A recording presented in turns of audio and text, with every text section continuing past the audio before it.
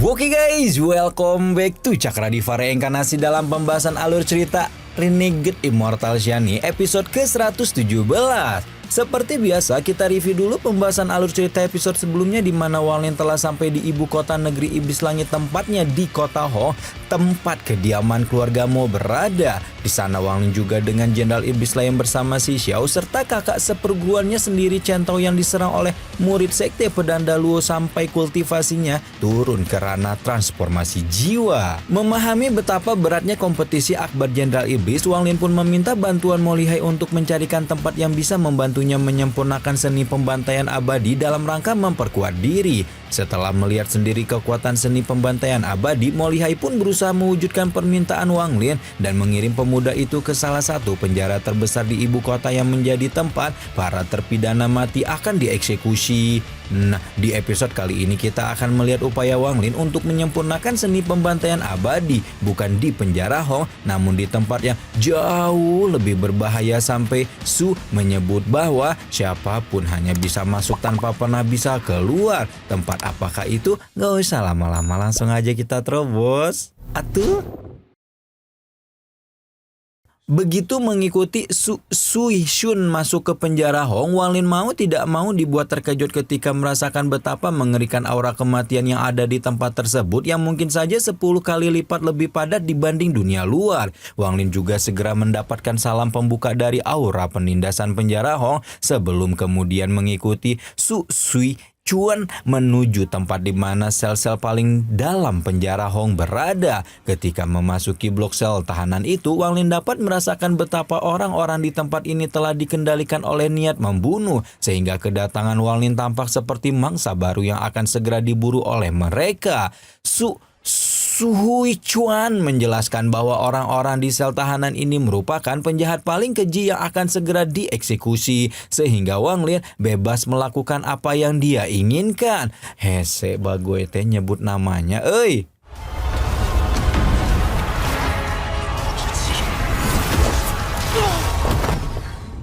Begitu pintu sel dibuka oleh Su, para terpidana mati itu segera menyerbu ke arah Wanglin bak serigala, namun dalam 5 hari yang singkat tidak ada satupun di antara penghuni sel tahanan terpidana mati penjara Hong yang dapat mempertahankan nyawanya.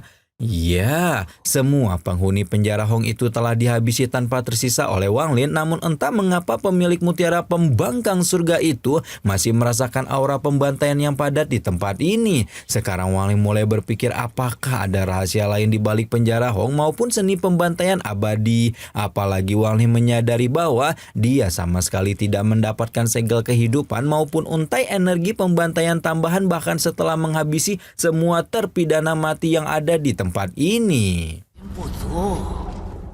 Tepat ketika Wanglin kebingungan itulah, Su kembali muncul di dalam sel dan memberitahukan bahwa niat membunuh Wanglin masih belum cukup untuk memadatkan aura pembantaian. Tanpa menenggelamkan diri dalam niat membunuh dan berubah menjadi seorang dewa kematian sejati, seseorang tidak akan pernah bisa memadatkan aura pembantaian meskipun mengambil nyawa orang lain tanpa henti. Hanya dengan menjelma menjadi iblis yang sebenarnya, baru seseorang akan mendapatkan pemahaman dasar dalam menyempurnakan dao pembantaian. Kalau Wanglin benar-benar ingin menyempurnakan seni pembantaiannya, Su bisa memberikan pemuda itu kesempatan dengan syarat dia harus menghabisi Jenderal Iblis si Xiao dengan dao pembantaian. Berhubung dia sendiri tidak memiliki terikatan apapun dengan si Xiao, Wanglin tanpa pikir panjang langsung menyetujui syarat Su, di mana baru setelah itu sang sipir penjara Hong membuka semacam jalan rahasia dan meminta Wanglin mengikutinya. Su membawa Wanglin masuk ke dalam sebuah dunia berdarah di mana aura membunuh di dunia ini bahkan jauh lebih kuat lagi dibanding penjara Hong sampai mampu memicu respon langsung dari seni pembantaian abadi. Ternyata dunia merah itu adalah kolam darah pembantaian yang merupakan tempat pedang kaisar diberi makan. Su mengingatkan kalau Wanglin tidak kuat iman, maka dia akan terjebak dalam dunia ini sebagai mayat hidup. Dan menurut informasi terbatas, tempat ini hanya memiliki akses masuk tanpa menyediakan akses keluar sama sekali. Meski sudah mendapatkan penjelasan sedemikian rupa dari Su, Wang Lin tetap dengan yakin melompat masuk menuju kolam darah pembantaian dan membuat sipir penjara Hong itu tertawa puas sebelum pamit undur diri dari tempat berbahaya ini. Sepeninggalan Su, Wang Lin mendarat di kolam darah dan melihat sendiri betapa banyak mayat hidup yang sudah setengah gila berada di tempat ini. Selain itu, Wang Lin juga menemukan semacam jam batu raksasa yang entah ada di kolam darah pembantaian untuk apa, namun sebelum Wang Lin menemukan jawabannya, jam batu tersebut berdentang dengan keras dan membangkitkan gelombang pembantaian ketika mayat-mayat hidup di kolam darah mulai mengambil nyawa satu sama lain.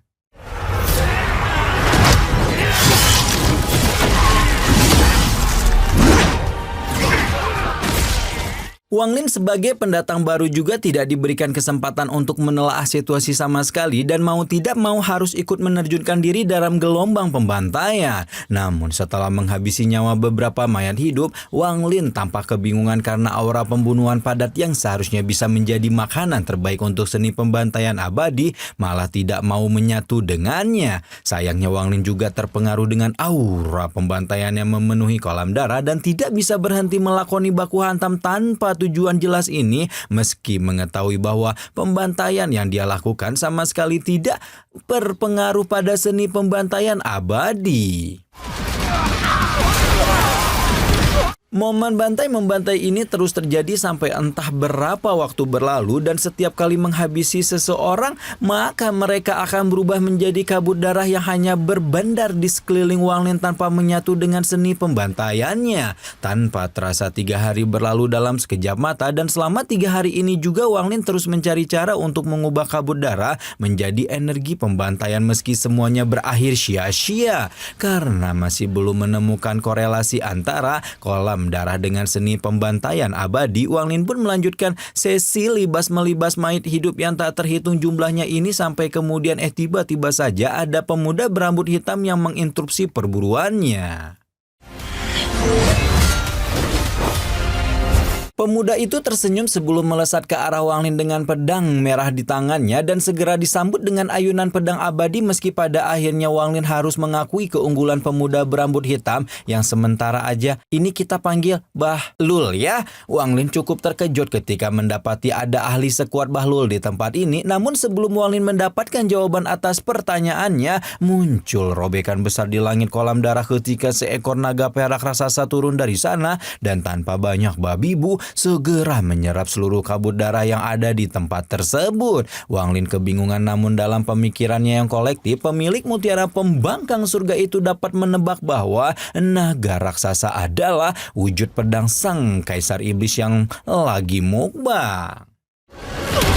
Ketika pedang kaisar lagi husyuk makan energi pembantaian di kolam darah, itulah Bahlul yang sebelumnya diam langsung merobek ruang dan berniat untuk segera menerobos robekan tersebut. Namun sayang upayanya dihentikan oleh ayunan ekor naga pedang kaisar yang menghempaskannya dengan kejam. Kini Wang Lin tahu bahwa untuk keluar dari tempat ini mereka harus mengalahkan pedang kaisar lebih dulu dan memahami bahwa kemampuannya belum cukup. Wang Lin pun memutuskan untuk menyerahkan seluruh kabut darah yang dia miliki dengan sukarela. Baru setelah menyerap seluruh kabut darah yang ada, naga raksasa pun melesat pergi melalui lubang yang sama dan membuat Wang Lin auto bertanya-tanya apa yang akan dia makan selanjutnya kalau semua orang di tempat ini telah kehilangan nyawa. Ternyata semua orang yang telah terbunuh dalam gelombang-gelombang pembantaian sebelumnya kembali hidup dan sekarang Wang Lin tidak bisa menebak sudah berapa lama mayat-mayat hidup ini terjebak di kolam darah. Meskipun memahami bahwa nasib mereka sangatlah ngenes, sekarang Wang Lin memiliki tujuan yang lebih penting, yaitu menyempurnakan seni pembantaian abadi. Karena hanya dengan seni bela diri itulah dia bisa mengambil kesempatan untuk melarikan diri dari pedang kaisar. Singkat cerita, jam batu raksasa kembali berbunyi entah untuk keberapa kalinya dan gelombang pembantaian terus berulang sampai akhirnya hanya tersisa dia sama si Bahlul yang terus berusaha melawan pedang kaisar meskipun tidak mendapatkan hasil selain kegagalan.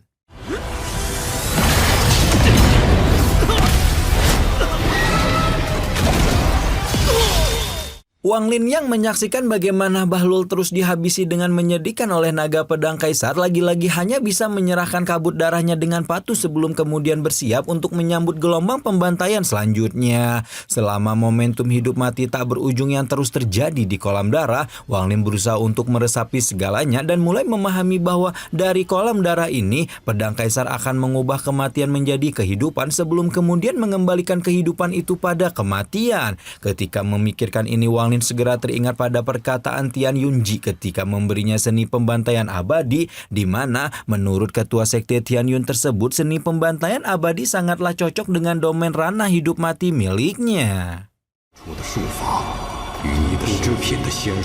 Baru setelah mengingat perkataan gurunya, sekarang Wang Lin bisa menyadari rahasia sebenarnya dari seni pembantaian abadi, di mana seni bela diri tingkat tinggi tersebut menggunakan niat membunuh untuk merenggut nyawa seseorang sebelum kemudian memurnikan energi kehidupan yang direnggut nyawanya sebagai segel pembantaian. Seni pembantaian mengubah yang hidup menjadi mati dan memurnikan kematian menjadi kehidupan, di mana siklus ini sebenarnya sama persis dengan prinsip-prinsip domain ranah niat yang dia kembangkan. Baru setelah menemukan pencerahan dari seni pembantaian abadi yang belum bisa dia pahami sampai detik ini, Wang Lin pun melepaskan seni pemberian Tian Yunji itu sekali lagi, namun kali ini bebarengan dengan gulungan reinkarnasi yang segera membentang menutupi langit kolam darah.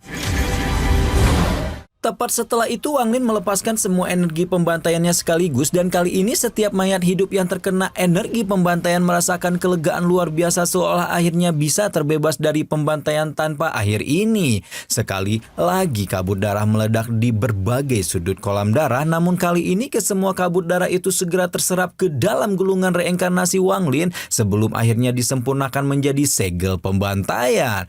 Hanya dalam waktu singkat Wang Lin berhasil membentuk 3.000 lebih segel pembantaian, dan lagi-lagi hanya menyisakan si Bahlul yang berhasil mempertahankan diri dari seni pembantaian abadi Wang Lin. Bahlul dibuat terpana ketika melihat Wang Lin entah bagaimana caranya seolah mengubah kolam darah menjadi miliknya sendiri. Namun pemuda berambut hitam itu juga tahu bahwa semua upaya Wang Lin akan menjadi sia-sia ketika pedang kaisar datang.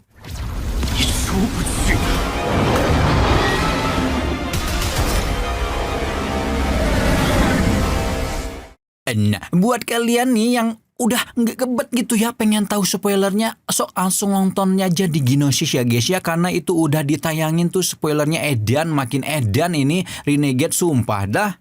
Dan benar saja, tidak lama setelah Wang Lin menghabisi semua orang kecuali Bahlul, naga perak raksasa kembali merobek ruang dan kali ini langsung menyerbu ke arah Wang Lin tanpa melihat Bahlul sedikit pun. Namun Wang Lin juga tidak takut kepada naga perak kali ini, dan tanpa babi bu segera mengayunkan pedang abadinya ke arah sang naga pedang kaisar. Bahlul lagi-lagi berpikir bahwa segala upaya Wang Lin akan berujung kegagalan karena kekuatan pedang kaisar adalah sesuatu yang tidak dapat ditangani oleh bahkan Jenderal Iblis sekalipun. Sayangnya hipotesa Bahlul sama sekali berbeda dengan kenyataan yang akan segera terjadi, di mana Wang Lin mengubah 3.000 plus segel pembantaiannya menjadi armor dan menggunakan armor tersebut untuk membendung serangan pedang kaisar sebelum kemudian melesat lurus-lurus ke arah robekan spasial ketika mengucapkan selamat tinggal pada Bahlul.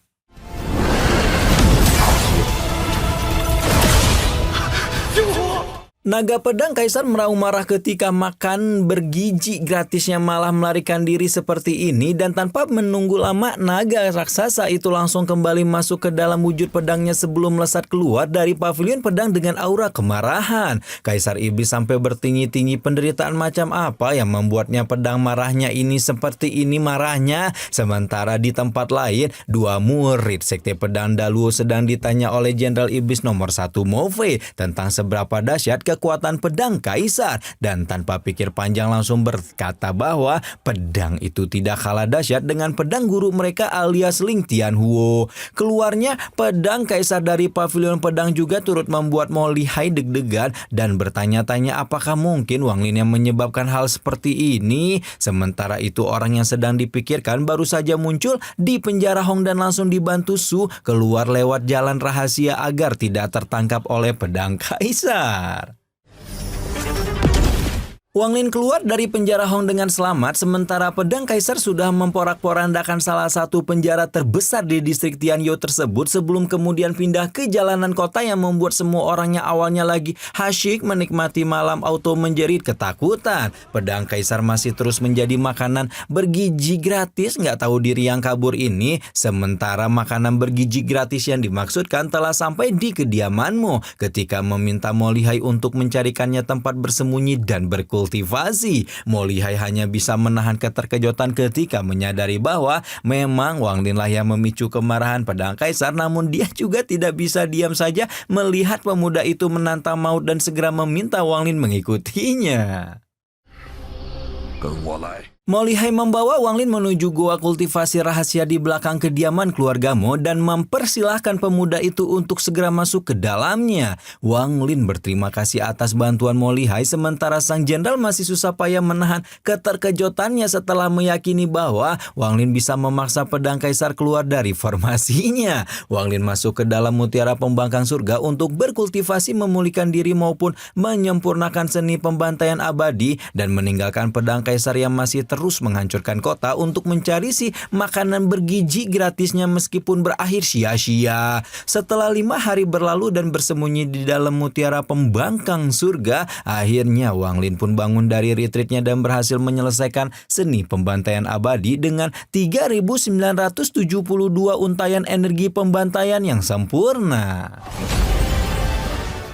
Mantap jiwa, keluar dari penjara Hong udah langsung punya 3.000 plus energi pembantaian aja nih Wang Lin. 5 energi aja udah bikin bisa Mo Lihai ihi. Nah sekarang si Mamang punya 3.000 lebih, apa nggak auto digeprek tuh para jenderal iblis yang ikut kompetisi? Nah kira-kira mampukah Wang Lin benar-benar melepaskan diri dari perburuan makanan bergizi gratis pedang kaisar? Apakah seni pembantaian abadi upgrade ini bakalan debut di kompetisi Akbar Jenderal Iblis? Yang udah penasaran bisa nonton spoilernya di Gnosis ya. Rama di sini dan seluruh jajaran tim Cakra Diva mengucapkan Syare, besok kerja kita. Sekolah masih juga molor. Pokoknya mah besok kita beraktivitas pokoknya. Semoga lebih baik dari hari ini. Amin.